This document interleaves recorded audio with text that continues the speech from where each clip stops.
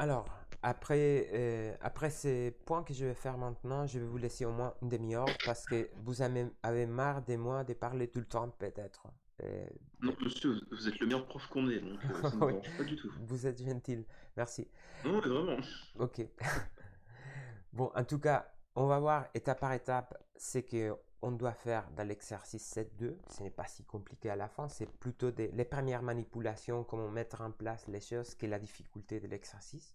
Et après, on va ajouter des fonctionnalités. Donc, on va faire ça. Et puis, je vous laisse continuer avec l'exo 7.3 et 7.4.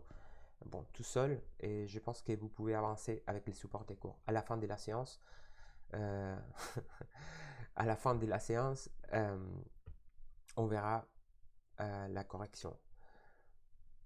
Donc, par rapport au fichier XML, c'est ça qu'on vient de faire avec Florentin. Donc, il ne faut rien modifier, sauf qu'il faut ajouter une nouvelle ligne pour dire où se trouvent les fichiers XSL. Moi, je les nomme un petit peu, bon, comme ça, exercice-07-02, pourquoi pas, mais biblio.xsl, comme vous l'avez appelé, les fichiers externes. Donc, ça, c'est la seule chose à modifier. Rien à modifier dans biblio.dtd et ajouter simplement cette ligne-là.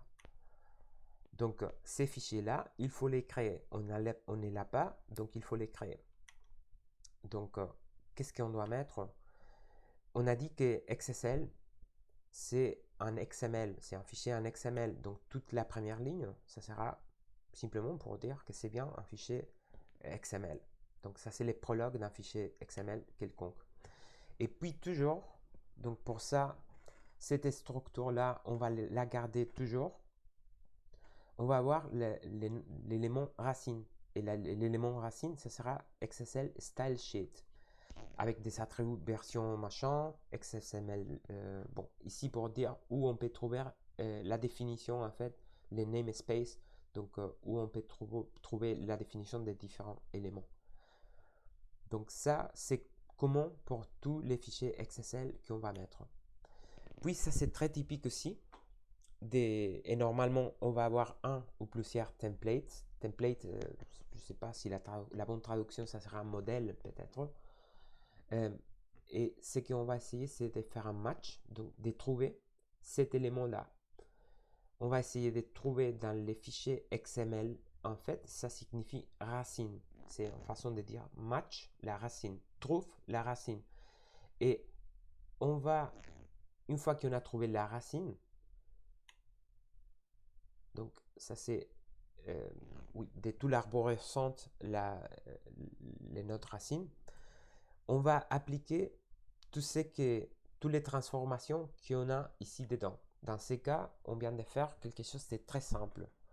Donc, une fois qu'on trouve l'élément raçon de répertoire, ce n'est pas les répertoires, c'est la bibliothèque. Donc, une fois qu'on a trouvé la bibliothèque, dans ces cas, on va, au lieu d'afficher la bibliothèque, on va changer tous les contenus de la bibliothèque pour Hello World, ou bonjour, coucou, ou comme vous voulez. Et ça, c'est des codes en HTML. Donc, ça sera comme ça que se passent les différentes transformations. Une fois que vous avez ça, puis on va apprendre qu'il y a des différents éléments. Donc, on peut ajouter ici des... Bon, ça, je vous laisse les regarder en effet dans les supports. Et à la fin, on fait la correction. Donc, merci et je vous laisse tout seul Ça marche, merci. pendant 20 minutes.